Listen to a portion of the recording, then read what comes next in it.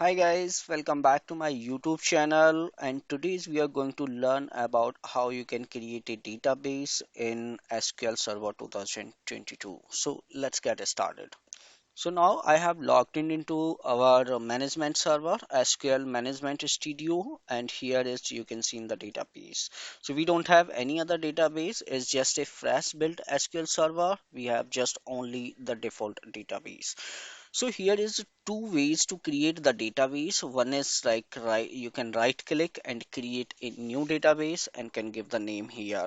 Like I can give prod underscore db. I can give the name and just click OK. So it will create the database here. So you can see the database is created, and what we have here, we have tables. So tables is nothing is here in a system table, file table. So we don't have any data over here.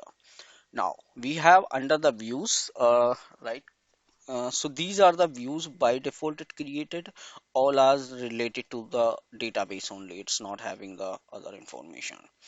Now, let me show you the another way how you can create the database. Go to the query and write it here, create database, and now put it here name. So I can give this time prd underscore db and just semicolon.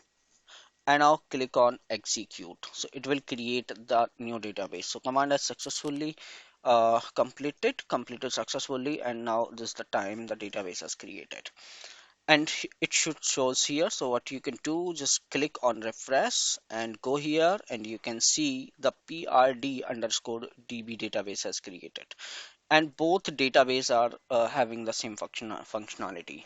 Either you can create it by the manually right click on the database, or you can create by the command create database command as well. So you can see the differences both databases here. So guys, thank you for watching this video.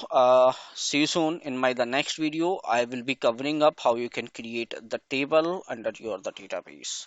So thank you.